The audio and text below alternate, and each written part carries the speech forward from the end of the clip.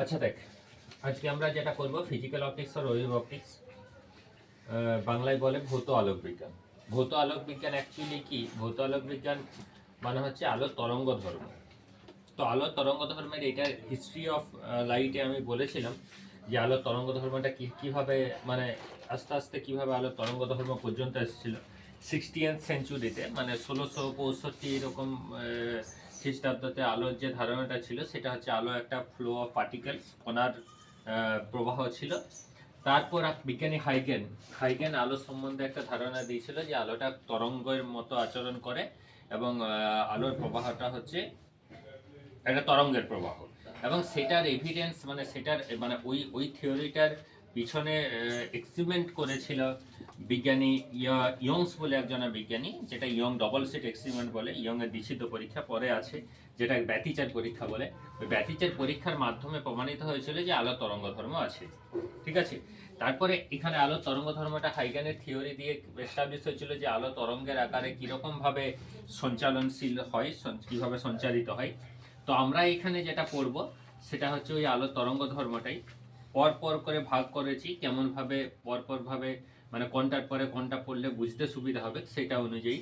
তো আমাদের যদি ইতিহাস বিবেচনা করে ইতিহাস দেখি, তাহলে প্রথমে আলো কণা ধর্ম ছিল, কণা ধর্মের পর হাইগেনের তরঙ্গ ধর্ম এসেছিল, এবং তরঙ্গ ধর্মটার পিছনে এক্সপেরিমেন্টালি প্রুভ করেছিল ইয়ং বলে একজনের বিজ্ঞানী, ব্যতিচার পরীক্ষা, যেটা আমাদের সিলেবাসও আছে।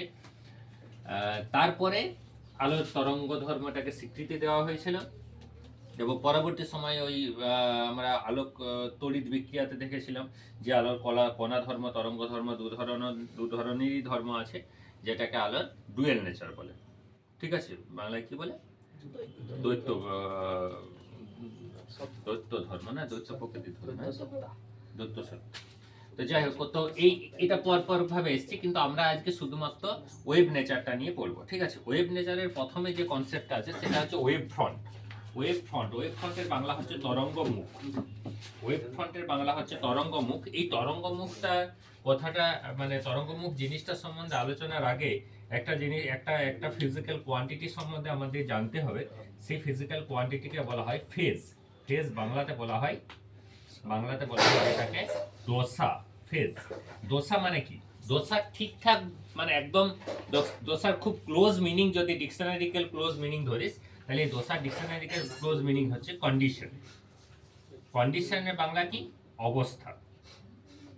তো একটা তরঙ্গের অবস্থা বোঝানোর জন্য, তরঙ্গটের অবস্থা বোঝানোর জন্য যে ভৌত রাশিটা ব্যবহার করা হয়, this physical quantity is known as দশা, ঠিক আছে। যে ভৌত রাশিটা দিয়ে কোনো একটা তরঙ্গের অবস্থাকে বোঝানো হয় সেই ভৌত রাশিটার নাম হচ্ছে দশা, ঠিক আছে। তো আমরা ধরেছি কি যে এটা একটা সোর্স, এটা একটা spherical source, it may B bulb, it may B any kind of একটা স্ফেরিক্যাল সোর্স, একটা বিন্দু উৎস। তো এই বিন্দু উৎস থেকে আলোটা ছড়িয়ে যাচ্ছে, এরকম ভাবে আলো ছড়াচ্ছে, এইদিকে আলো যাচ্ছে, এইদিকে আলো যাচ্ছে, এইদিকে আলো যাচ্ছে, এইদিকে আলো যাচ্ছে, এইদিকে আলো যাচ্ছে, এইদিকে আলো যাচ্ছে, সব দিকে মানে 3 ডাইমেনশনালি সব দিকে আলো ছড়িয়ে যাচ্ছে। তো এই যে আলোটা ছড়াচ্ছে, এখান থেকে কত বেগে আলোটা ছড়াচ্ছে আমি ধরে নিচ্ছি সি বেগে আলো ছড়াচ্ছে। সমদশা সম্পন্ন মাধ্যম যদি হয়, সমদশা সম্পন্ন মানে আইসোটোপিক মিডিয়াম বলে। সমদশা সম্পন্ন সমসত্ব মাধ্যমের নাম তোরা শুনেছিস মনে হয়। সমসত্ব মাধ্যম বলতে কি বুঝি? যে মাধ্যমের প্রকৃতিটা বিভিন্ন দিকে একই রকম। তো আলো সমদশা সম্পন্ন মাধ্যম মানে হচ্ছে আলোর বিভিন্ন দিকে আলোর বেগটা একই থাকবে, সমান থাকবে। তো এইটা একটা বিন্দু উৎস থেকে বিভিন্ন দিকে আলোটা ছড়াচ্ছে এবং বিভিন্ন দিকে আলোর বেগটা সমান। তাহলে টি সময়ে আলোটা যে দূরত্ব যাবে সেটা হচ্ছে এই বিন্দুটা থেকে টি সময়ে আলোটা যে দূরত্ব যাবে সেই দূরত্বটা হবে C into T. C into T মানে কি? এই ব্যাসার্ধের একটা আমি গোলীয় তল কল্পনা করতে পারি। এই ব্যাসার্ধে যে গোলীয় তলটা আমি কল্পনা করব, যদি কল্পনা করা যায় এরকম গোলীয় তল কল্পনা তো করা যাবে। তো এই গোলীয় তলটা যেটা হবে, এই গোলীয় তলের প্রত্যেকটা বিন্দু সেম ফেজে থাকবে, সমদশায় থাকবে। প্র্যাকটিক্যালি কেন হবে দেখ, সমবেগ নিয়ে আলোটা সব দিকেই বিস্তার লাভ করছে। টি সময়ে 2 সেকেন্ড সময়, 0.2 সেকেন্ড সময়, 0.02 সেকেন্ড সময় পর টি সময়ে আলোটা যে দূরত্ব যাবে সমান দূরত্ব যাবে। তো সমান দূরত্ব যাবে, যদি সমান দূরত্ব যায় সমান বেগে, তাহলে এই প্রত্যেকটা বিন্দুতে আলোর প্রকৃতিটা কিন্তু একই থাকবে। দ্যাট মিনস অক্সিলারি মানে তোর ফ্রিকোয়েন্সি যদিও একই থাকে, ওয়েভলেন্থ ইন্টেন্সিটি, ব্রাইটনেস, সমস্ত কিছু একই থাকবে। তো এই সমস্ত কিছু যদি একই, এনার্জি সমস্ত কিছু যদি একই থাকে, এই সমস্ত কিছু একই থাকলে এই প্রত্যেকটা বিন্দুকে আমি সমদশা সম্পন্ন বিন্দু আমি বলতে পারি। এই সমদশা সম্পন্ন বিন্দুগুলোকে একত্রিত করলে, এই সমদশা সম্পন্ন বিন্দুগুলোকে যদি আমি একত্রিত করি, তখন কি হয়ে যাবে? এটা একটা প্লেন হয়ে যাবে, এটা একটা তল হয়ে যাবে। এন্ড দিস প্লেন, এই তলটাকে বলা হয় কি? ওয়েভ ফ্রন্ট বা তরঙ্গমুখ। তাহলে তরঙ্গমুখের ডেফিনেশন যদি বলে, আমার নোটসে লেখানো আছে। ডেফিনেশন তুই কি লিখবি? যে কোন একটি আলো, সঞ্চালনশীল আলোর সমদশা সম্পন্ন বিন্দুগুলোকে একত্রিত করলে যে তল কল্পনা করা যায়, that plane can be consider as wave front. সেই তলটাকে আমি বলবো কি? তরঙ্গ মুখ। ঠিক আছে? তো এই আলোটা যদি তরঙ্গের আকারে, আমি এখানে তো লাইন দিয়ে ড্র করেছি, এখানে লাইন দিয়ে ড্র করেছি, এই লাইনগুলোকে আমি প্রত্যেকটাকে কি বলতে পারি? বলতে এক একটা রে বলতে পারি। তো এই তরঙ্গ অ্যাকচুয়ালি যদি তরঙ্গের আকারে আলোটা বিস্তার লাভ করে, তাহলে তরঙ্গ মানে তো এইরকম ধরনের, তরঙ্গের ছবির সাথে তো আমরা এইরকম ভাবে পরিচিত, তাই তো? তাহলে এরকম তরঙ্গের আকারে যদি আলোটা বিস্তার লাভ করে, তাহলে এই তরঙ্গের প্রত্যেকটা সমদশা সম্পন্ন বিন্দুকে যদি আমি একত্রিত করি, এবং যদি মনে কর আমি সবগুলাকে আমি যোগ করে দিই, তখন যে তলটা হবে সেই তলটাকে আমি বলবো কি? That plane is called wave front. এই প্লেনটাকে আমি বলবো কি? Wave front. তো এইটা হচ্ছে তরঙ্গমুখের ধারণা। This is the concept of wave front. এটা হচ্ছে তরঙ্গমুখের মেন ধারণা। আরেকটা জিনিস তরঙ্গমুখের এখান থেকে বোঝা যাচ্ছে, দেখ এই যে আমি রেগুলা ড্র করেছি, এই রেগুলা, এটা যদি গলীয় হয়, এই রেগুলা এই তরঙ্গ মুখকে কত ডিগ্রি কোণে ছেদ করেছে? এই রেগুলা প্রত্যেকটা তো রেডিয়াস ভেক্টর, তাই তো? ব্যাসার্ধ। তাহলে এই রেগুলা এই যে গলীয় তলটা, এই গলীয় তলটায় কত ডিগ্রি কোণে ছেদ করেছে? এই কোণটা কত ডিগ্রি? এটা পারপেন্ডিকুলারলি মানে কি? কত ডিগ্রি কোণে ছেদ করেছে? 90 ডিগ্রি কোণ নরমালি ছেদ করেছে। তাহলে রে ডিরেকশনস আর প্লেন সবসময় তরঙ্গ মুখকে রেগুলা সবসময় কত ডিগ্রি কোণে ছেদ করবে? 90 ডিগ্রি কোণে ছেদ করবে। নোটসে লেখানো আছে, এটা মনে রাখবি। এরপর হচ্ছে according to the geometrical shape of the wave front. Geometrical shape মানে হচ্ছে জ্যামিতিক আকৃতি। ওয়েভ ফ্রন্টে জ্যামিতিক আকৃতির বিচারে, according to the geometrical shape of the wave front can be classified according to the geometrical shape. Geometrical শেপের রেসপেক্টে ওয়েভ ফ্রন্ট গুলোকে আমরা তিনটে মূল ভাগে ভাগ করতে পারি। একটা হচ্ছে স্ফেরিক্যাল, একটা হচ্ছে সিলিন্ড্রিক্যাল, আর একটা হচ্ছে প্লেন। SWF মানে স্ফেরিক্যাল ওয়েভ ফ্রন্ট, CWF মানে সিলিন্ড্রিক্যাল ওয়েভ ফ্রন্ট, PWF মানে হচ্ছে প্লেন ওয়েভ ফ্রন্ট। স্ফেরিক্যাল মানে বলতে পারছিস গোলীয় তরঙ্গমুখ, সিলিন্ড্রিক্যাল মানে চোঙাকৃতি তরঙ্গমুখ, আর একটা হচ্ছে সমতল তরঙ্গমুখ। কি রকম ভাবে? Actually according to the shape of the source, shape of the wave front হয়। কল্পনা কর, ইমাজিন কর ঠিকভাবে। মনে কর এটা একটা বিন্দু উৎস, একটা বাল্ব। এই বিন্দু উৎস থেকে তরঙ্গ আলো বেরোচ্ছে, চারদিকে আলো বেরোচ্ছে। সমবিন্দু মানে তোর সমান দূরত্বের মানে সব দিকে একই বেগ নিয়ে আলো বেরোচ্ছে। তাহলে সম দূরত্বের মানে একই সময়ে সমস্ত দূরত্বগুলোকে যদি আমি, সমস্ত দূরত্বের পয়েন্টগুলোকে যদি আমি একত্রিত করি, তাহলে সবগুলো সমদূরত্ব হবে, এবং সমদূরত্বের সমস্ত বিন্দুগুলোকে একত্রিত করলে কি হয়ে যাবে? একটা ফুটবল হয়ে যাবে, স্ফেরিক্যাল হয়ে যাবে। না যদি শেপটা স্ফেরিক্যাল হয়, বুঝতে পেরেছিস তো? শেপটা যদি স্ফেরিক্যাল হয়, বাল্বটা স্ফেরিক্যাল তো বাল্বটার থেকে সব দিকে বেরোচ্ছে। পিছন দিকটা যদি একটু অন্ধকার, ওটা বাদ দিয়ে যদি মনে করো আমি পুরো গলিয়ে ধরি, সেরকম ধরনের কোনো সোর্স হয়, তাহলে সব দিকে আলো যাচ্ছে এবং সমস্ত বিন্দুগুলোকে একত্রিত করলে তাহলে শেপটা কি হয়ে যাবে? That is called the spherical wave front. তাহলে how the spherical wave front can be generated? যখন the source of the light কি হবে? The geometrical shape of the source of the light কি হবে? স্ফেরিক্যাল। ঠিক আছে। সিলিন্ড্রিক্যাল ওয়েভ ফ্রন্ট কখন হবে? সিলিন্ড্রিক্যাল ওয়েভ ফ্রন্ট কখন হবে? যখন geometrical shape of the source is cylindrical. মানে একটা টিউবলাইট দেখেছিস তো? টিউবলাইট থেকে এই আলো যে বেরোচ্ছে, এই আলোগুলো, এটা টিউবলাইট, এই টিউবলাইট থেকে যে আলোগুলো বেরোচ্ছে সেই সেই সেই সেই মানে একই মানে মানে একই সময়ে সব বিন্দুগুলোকে যদি আমি একত্রিত করি, তাহলে সমদূরত্বের বিন্দু হবে প্রত্যেকটাই, এবং সমদূরত্বের যদি বিন্দু হয়ে যায়, এটা কি হয়ে যাবে? একটা স্ফেরিক্যাল হয়ে যাবে। তাহলে আমি এই রেড কালারের যেটা আমি ড্র করেছি, এটাকে আমি বলছি সোর্স। সাপোজ মনে করি এটা হচ্ছে আমার সোর্স। তাহলে এটা যদি সোর্স হয়, তাহলে এই সোর্স থেকে যে আলোগুলো বেরোচ্ছে, সেই আলোগুলোকে সমান সময়ে যদি আমি পয়েন্টগুলোকে আমি কালেক্ট করি, তাহলে সম দূরত্বের বিন্দু হবে। এবং সম দূরত্বের যে বিন্দুটা হবে, এই যে নীল কালারের যেটা আমি ড্র করেছি, it may be consider as cylindrical wave front. এবং তারপরে আরো যাবে, তারপরে আবার একটা নির্দিষ্ট দূরত্বে যদি আমি সব বিন্দুগুলোকে একত্রিত করে তাহলে এই ব্ল্যাক কালারের যে জিওমেট্রিক্যাল শেপটা গঠন হচ্ছে এটাও সিলিন্ড্রিক্যাল ওয়েভ ফ্রন্ট হবে। তাহলে সিলিন্ড্রিক্যাল ওয়েভ ফ্রন্ট মানে কি, তার জ্যামিতিক আকৃতিটা সিলিন্ড্রিক্যাল হবে। তার জ্যামিতিক আকৃতিটা ওই তরঙ্গমুখের জ্যামিতিক আকৃতিটা সিলিন্ড্রিক্যাল যদি হতে হয়, ওই তরঙ্গমুখের জ্যামিতিক আকৃতিটা যদি সিলিন্ড্রিক্যাল হতে হয়, তাহলে সোর্সের জ্যামিতিক আকৃতিটাও কি রকম হতে হবে? সিলিন্ড্রিক্যাল হতে হবে। How can be consider as plane? Plane কখন হবে? প্লেন কখন হবে? যখন সোর্সটা ইনফিনিটিতে হবে। সূর্যের থেকে যে আলোক রশ্মিটা পৃথিবীতে পৌঁছাচ্ছে, ভাব এইখানে সূর্য আর এইখানে হচ্ছে পৃথিবী, এটা হচ্ছে পৃথিবী, এটা আর্থ। তাহলে সূর্যের থেকে এরকম এরকম এরকম এরকম এরকম যে ওয়েভ ফ্রন্টটা পৌঁছাচ্ছে, সেই স্ফেরিক্যাল ওয়েভ ফ্রন্টের কতটুকু অংশ আমরা দেখতে পাচ্ছি? সূর্য থেকে পৃথিবীর যে দূরত্ব, সেই ব্যাসার্ধের তো গোলীয় একটা ওয়েভ ফ্রন্ট তৈরি হচ্ছে। তাহলে অত বড় গোলকের আমরা কতটুকু অংশ দেখতে পাচ্ছি? তাহলে অত বড় গোলকটা যদি ওইটুকু অংশ আমরা দেখতে পাই, তাহলে ওটাকে আমার কি স্ফেরিক্যাল মনে হবে? ওটা আমার কি মনে হবে? ওইটা একটা সমতল মনে হবে। ওইটা আমার কি মনে হবে? এটা আমার প্লেন মনে হবে। প্লেন মনে হবে না? পৃথিবীটা তো গোল, কিন্তু আমরা কি গোল অনুভব করি? আমরা তো গোল অনুভব করি না। দৌড়ে নামবে পরে ডাউনটা পেয়ে যাবো কি? পাবো নাই তো। ফুটবলের উপরে যদি একটা পিঁপড়েকে ছাড়িয়ে দিস, পিঁপড়েটা বুঝতে পারবে না এই গোল বটে, সেরকম ধরনের। তো সেখানে আমরা একটা এত মানে সোর্সটা যদি ইনফিনিটি অনেক দূরত্বে থাকে, সোর্স যদি অনেক দূরত্বে থাকে, তখন যে আকৃতির ওয়েভ ফ্রন্টটা তৈরি হবে, that wave front can be consider as কি প্লেন। ঠিক আছে, সেই ওয়েভ ফ্রন্টটা কি হবে? ওয়েভ ফ্রন্টটা হবে প্লেন। বোঝা গেছে তো?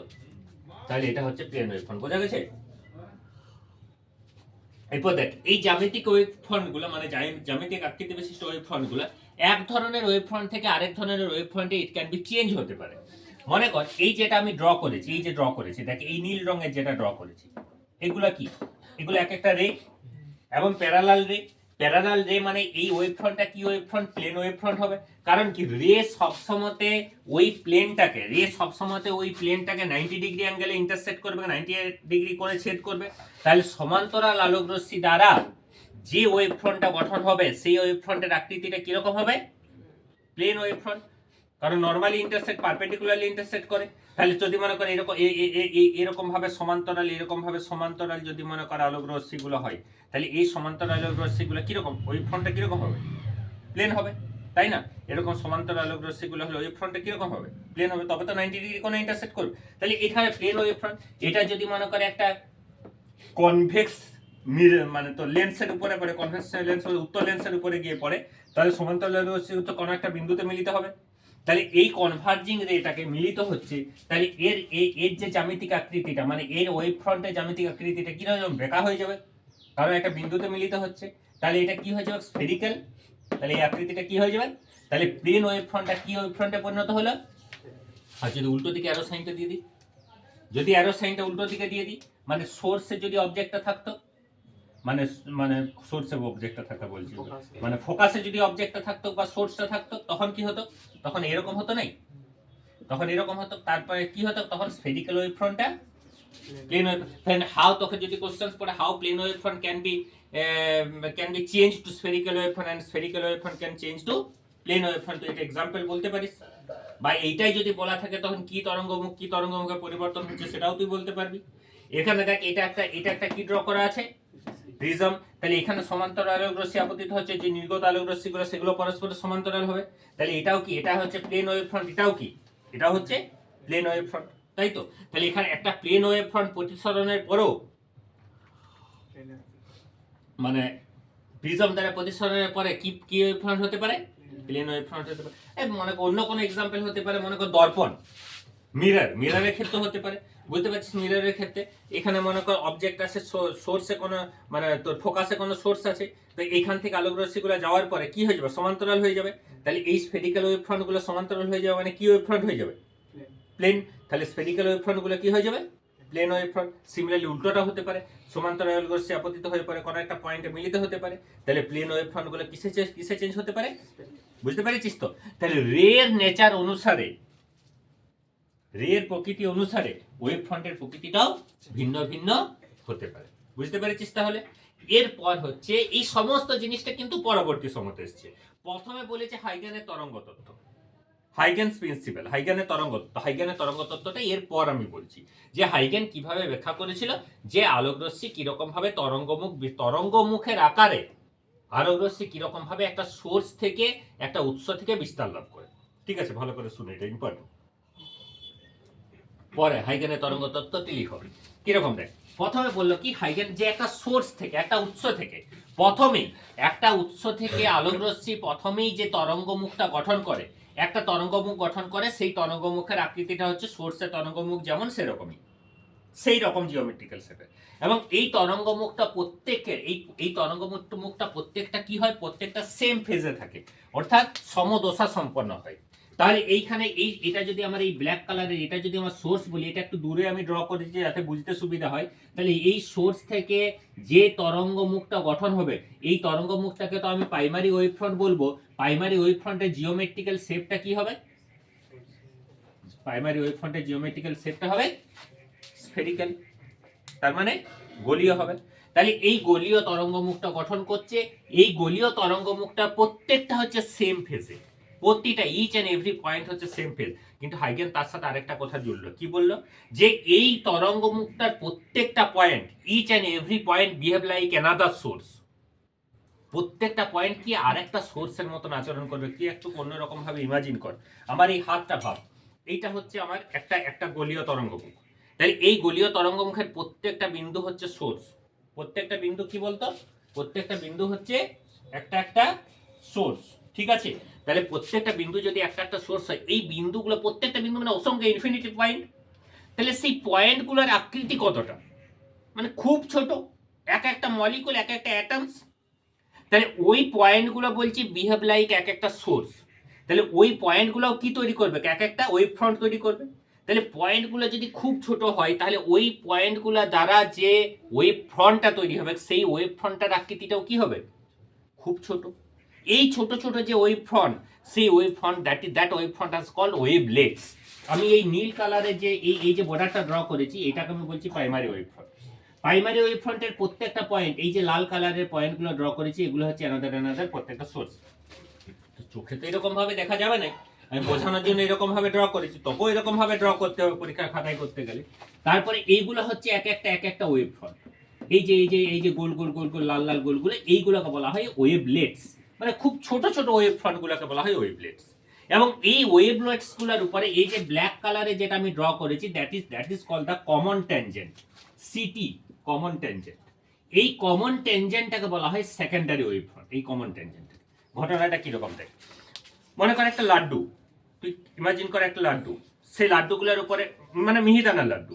ঠিক আছে, তাহলে মিহিদানার লাড্ডুগুলোর উপরে মিহিদানার ছোট ছোট ছোট ছোট ছোট ছোট যে বলগুলো আছে, বলগুলো মানে গোলগুলো, ওইগুলোর উপরে যদি মনে কর একটা রেপার, মানে তোর একটা যদি মনে কর প্লাস্টিকের যদি একটা মোড়ক দিয়ে দিস, তাহলে ওই প্লাস্টিকের মোড়কগুলো কি হবে? ওই মিহিদানার লাড্ডুর উপরগুলো উপর জায়গাটাকে টাচ করে থাকবে। তাহলে ওই প্লাস্টিকের মোড়কটা প্রত্যেকটা উপরে যে মিহিদানাগুলো আছে, সেই মিহিদানাগুলোকে টাচ করে থাকবে। তাহলে দ্যাট ইজ কল দ্য, ওই প্লাস্টিকের মোড়কটাকে আমি বলতে পারি কি বলতো? Common tangent. বুঝতে পেরেছিস তো? তাহলে এই যে ব্ল্যাক কালারের এই যে গোল মতো জিনিসটা, এটা হচ্ছে কমন ট্যানজেন্ট। এইটাকে বলছি আমি কি? Secondary wave front. তাহলে এই পুরো জিনিসটাতে আমি ভাষাতে কিভাবে বলবো? ভাষাতে আমি এরকম ভাবে বলবো যে একটি উৎস থেকে কি হবে? একটি উৎস প্রথমে একটি প্রাথমিক তরঙ্গমুখ গঠন করবে, প্রাইমারি ওয়েভ ফ্রন্ট গঠন করবে, and each and every point of the primary wave front are same phase and also behave like another source. প্রত্যেকটা কি করবে? একটা অ্যানাদার সোর্সের মতো, অ্যানাদার উৎসের মতো আচরণ করবে। এবং প্রত্যেকটা পয়েন্ট কি করবে? আরেকটা করে ওয়েভ ফ্রন্ট তৈরি করবে। That wave fronts are called wavelets, খুব ক্ষুদ্র ওয়েভ ফ্রন্ট। এবং ওই ওয়েভ ফ্রন্টগুলোর সম্মুখবর্তী বাইরের দিকে, ফরওয়ার্ড ডিরেকশনে, দ্য কমন ট্যানজেন্টের বাংলা হচ্ছে সাধারণ স্পর্শক। কমন ট্যানজেন্ট যদি আমি ড্র করি, তাহলে ওই কমন ট্যানজেন্ট হচ্ছে সেকেন্ডারি ওয়েভ ফ্রন্ট। ঠিক আছে, আবার সেকেন্ডারি ওয়েভ ফ্রন্টের প্রত্যেকটা পয়েন্ট একটা করে ওয়েভলেটস তৈরি করবে, আবার ওটার উপর একটা কমন ট্যানজেন্ট হবে, তারপরে ওটা আবার কি তৈরি হয়ে যাবে? আবার একটা অ্যানাদার ওয়েভ ফ্রন্ট। তখন এটা হয়ে যাবে প্রাইমারি ওয়েভ ফ্রন্ট, ওটা হয়ে যাবে সেকেন্ডারি ওয়েভ ফ্রন্ট। এইরকম ভাবে ওয়েভ ফ্রন্ট জেনারেট করতে করতে তরঙ্গটা কিরকম ভাবে, এইরকম ভাবে ওয়েভ ফ্রন্ট জেনারেট করতে করতে তরঙ্গটা কি করবে? এইভাবে তরঙ্গটা বিস্তার লাভ করবে। ঠিক আছে, এইটা হচ্ছে হাইগেনসের প্রিন্সিপাল। হাইগেনের তরঙ্গ তত্ত্ব লেখানো আছে, তো তো হাইগেনের তরঙ্গ তত্ত্বের এই পয়েন্টগুলোকে মেনশন করে পরে হোয়াট ইজ হাইগেনস প্রিন্সিপাল বা স্টেটমেন্ট অফ হাইগেনস প্রিন্সিপাল যদি বলে তখন ওটা লিখতে হবে, কি ছবিটা আঁকলেও বেটার। ঠিক আছে, বুঝতে পেরেছিস তো? এবার হাইগেনের তরঙ্গ তত্ত্ব থেকে আলোর প্রতিফলন আর আলোর প্রতিসরণ এই দুটো পরীক্ষাকে মানে দুটো ফেনোমেনাকে দুটো ঘটনাকে, আলোর প্রতিফলন আর আলোর প্রতিসরণ এই দুটো ঘটনাকে ব্যাখ্যা করা যায় হাইগেনের তরঙ্গ তত্ত্ব থেকে। এরপরে প্রুভ হচ্ছে হাউ ক্যান ইউ প্রুভ মানে reflection and refraction of light by using Huygens principle. হাইগেনের তরঙ্গ তত্ত্বের সাহায্যে আলোর প্রতিফলন আলোর প্রতিসরণ সূত্রের প্রমাণ। ঠিক আছে, দেখ হাইগেনের তরঙ্গ তত্ত্ব থেকে আলোর প্রতিফলন ও প্রতিসরণ সূত্রের প্রমাণ। তো এটা প্রতিফলন সূত্রে আর এটা প্রধান প্রতিফলন সূত্রতে। এই যে ব্লু কালারের আমি যে রেগুলো ড্র করেছি এগুলো হচ্ছে তোর মানে ইনসিডেন্ট রে, এগুলো বলা হচ্ছে ইনসিডেন্ট রে মানে আপতিত আলোকরশ্মি যেটা বলা হয় ইনসিডেন্ট রে। তাহলে আমি বলছি এই ইনসিডেন্ট রেটাকে যদি আমি ওয়েভ ফ্রন্ট তরঙ্গ মুখ দিয়ে বিবেচনা করি, এগুলো তো সমান্তরাল আলোকরশ্মি, তাহলে এখানে যে ওয়েভ ফ্রন্টগুলো হবে এই ওয়েভ ফ্রন্টগুলো প্লেন ওয়েভ ফ্রন্ট হবে। তো এই ওয়েভ ফ্রন্টগুলোকে এইগুলো হচ্ছে আমার তোর আমাদের ইনসিডেন্ট আপতিত ওয়েভ ফ্রন্ট, মানে এটা প্লেন ওয়েভ ফ্রন্ট যেহেতু সমান্তরাল আলোকরশ্মি। তো এখানে এই আলোকরশ্মিগুলো যে বিন্দুতে এই প্রতিফলককে যে বিন্দুতে টাচ করেছে এই বিন্দুটা হচ্ছে আমি এই বিন্দুতে ধরেছি, টাচ করেছে আলোকরশ্মি, পথে একটা আলোকরশ্মি, এটা 1 নম্বর আলোকরশ্মি, এটা 2 নম্বর আলোকরশ্মি, এটা 3 নম্বর আলোকরশ্মি। ঠিক আছে, তো এই বিন্দুতে টাচ করেছে, তারপর আলোকরশ্মিটা এই বিন্দু থেকে এইদিকে প্রতিফলিত হয়েছে, আবার এখানে যেটা দ্বিতীয় নম্বর আলোকরশ্মিটা এখানে আপতিত হয়েছে সেটা এই দিক দিয়ে প্রতিফলিত হয়েছে তৃতীয় নম্বর, মানে এটা 1 নম্বর, এটা 2 নম্বর, আর এটা হচ্ছে 3 নম্বর আলোকরশ্মি প্রতিফলিত আলোকরশ্মি। তো এইখানে এই আপতিত তরঙ্গমুখ কোনটা, যে তরঙ্গমুখটা প্রতিফলককে টাচ করেছে সেই তরঙ্গমুখটা আমি ধরছি এ বি সি। ভালো করে দেখ, এই প্রমাণটা অনেক বড় আছে বইয়ে, আমি যেমন ভাবে বলছি আমার নোটসও লেখানো আছে, একই রকম পয়েন্টস গুলো দেওয়া আছে, ওইখান থেকেই করবি। জাস্ট বুঝিয়ে দিচ্ছি, ঠিক করে দেখেলে দেখ কেমন ভাবে করবি। এখানে এই আপতিত আলোকরশ্মিগুলোর আপতন কোণ, কোনটা আপতন কোণ, এই আপতন বিন্দুতে যদি আমি অঙ্কিত অভিলম্ব, এই সবুজটা যদি অভিলম্ব হয় তাহলে এটা হচ্ছে আমার আপতন। এবং এ বি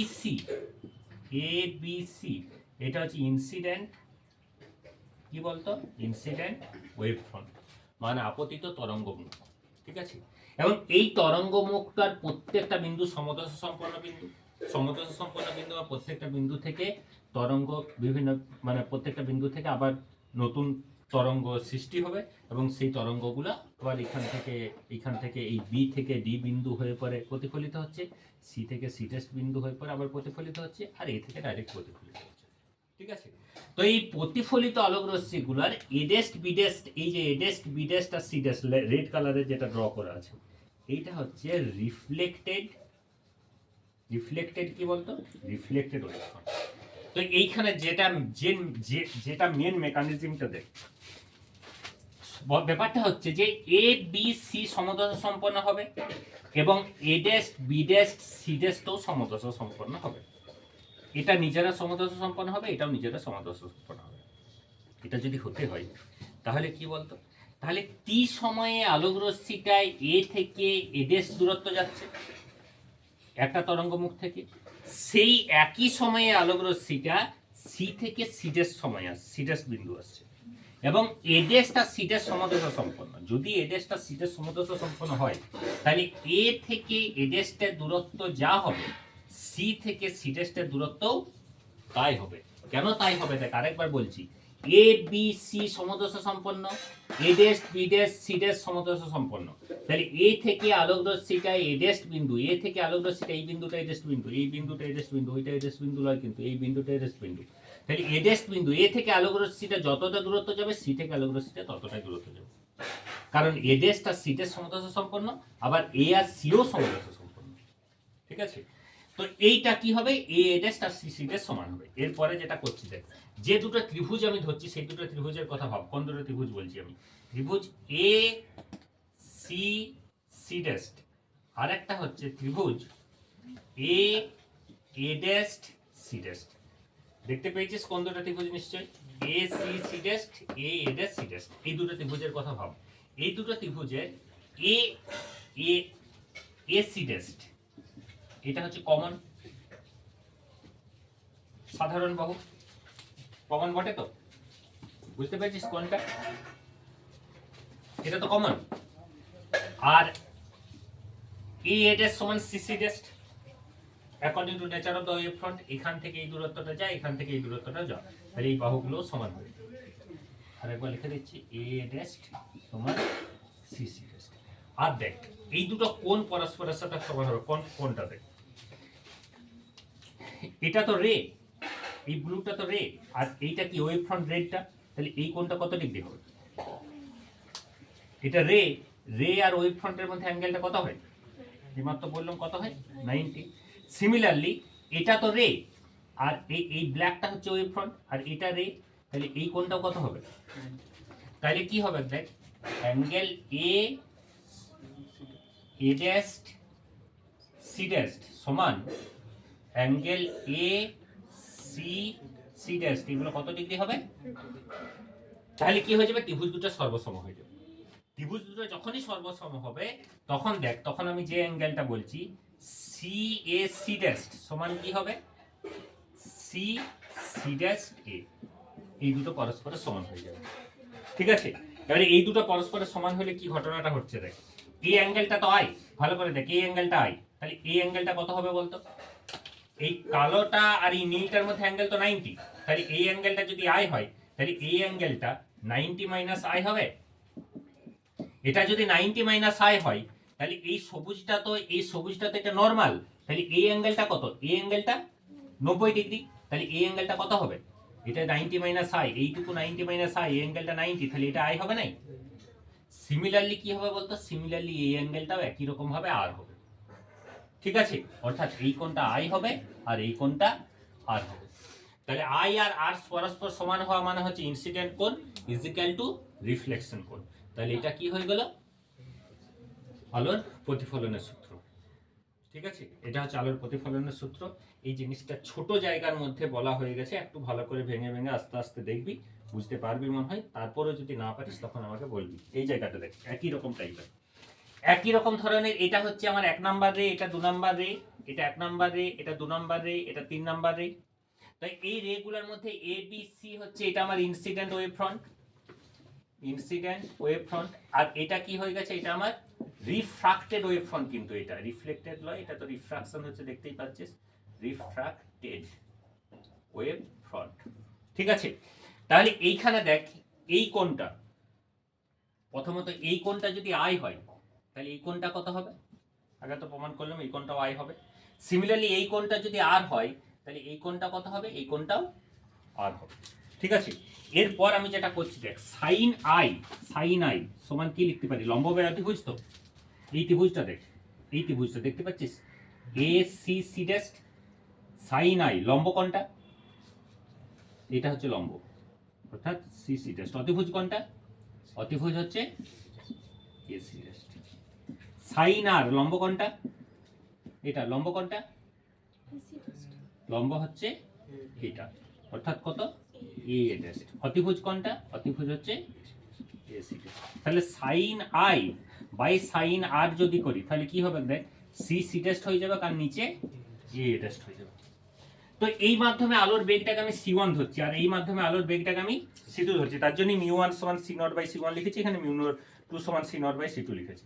তাহলে এইখানে দেখ সি সি ড্যাশ মানে কি, সি সি ড্যাশ, টি সময় আলোক রশ্মিটা সি থেকে সি ড্যাশ যাচ্ছে, তাহলে আমি এটা লিখতে পারি c1 ইনটু টি। ওই একই সময়ে আলোক রশ্মিটা এ থেকে এ ড্যাশ যাচ্ছে, কারণ এটা হচ্ছে প্রতিষ্ঠিত আলোক রশ্মির ওয়েভ ফ্রন্ট, তাহলে C dash R a dash সমদর্শ সম্পন্ন হবে। তাহলে এই ওই একই সময়ে আলোক রশ্মিটা এ থেকে এ ড্যাশ গেছে, তাহলে এখানে আলোক রশ্মিটার বেগ কত? c2 ইনটু টি। তার মানে কি হয়ে গেল, c1 বাই c2। দেখ c1 বাই c2 মানে μ2 বাই μ1 লয়, c1 বাই c2 মানে μ2 বাই μ1 লয়, কারণ μ2 মানেই তো μ2 বাই μ1 মানেই তো c0 by c2 into c1 by c0, c0 কেটে গেল c1 বাই c2, তাহলে c2 বাই c1 মানে এই c1 বাই c2 মানে কত? μ2 বাই, তাহলে কি দাঁড়ালো, সাইন আই বাই সাইন আর সমান হচ্ছে μ2 বাই μ1 বা μ21। এটা কি সূত্র? স্নেলের সূত্র লয়, প্রতিসরণের সূত্র লয়। তাহলে এটা হচ্ছে প্রতিসরণ সূত্রের প্রমাণ। বুঝতে পেরেছিস তো? এইখানে একটাই কনসেপ্ট শুধুমাত্র নতুন রকম নেওয়া হয়েছে, সেটা কি বলতো, যে টি সময়ে আলোক রশ্মিটা সি থেকে সি ড্যাশ বিন্দু যাচ্ছে, ওই একই সময়ে আলোক রশ্মিটা এ থেকে এ ড্যাশ বিন্দু যাচ্ছে, তবে যে C dash R a dash সমদশা সম্পন্ন বিন্দু হচ্ছে। ঠিক একই ধারণা এখানেও আছে, এ থেকে আলোক রশ্মিটা এ ড্যাশ বিন্দু যাচ্ছে আর সি থেকে আলোক রশ্মিটা সি ড্যাশ বিন্দু যাচ্ছে ওই একই সময়ে, তবে যে a dash R C dash কি হয়েছে, রিফ্লেক্টেড ওয়েভ ফ্রন্ট হয়েছে। ঠিক আছে, এই ছবিটা অনেক কাছাকাছি হয়ে গেছে, নোটসটা অনেক পরিষ্কারভাবে করা আছে আমার নোটসে, তো ওখান থেকে করবি, ঠিকঠাকভাবে বুঝবি। যদি অসুবিধা হয় আমি আরেকবার বুঝিয়ে দেবো। ক্লিয়ার? তো এটা দেখবি, তারপরে এটা হচ্ছে প্রতিফলন আর প্রতিফলন সূত্রের প্রমাণ, ইম্পর্টেন্ট কিন্তু এই বছরের জন্য।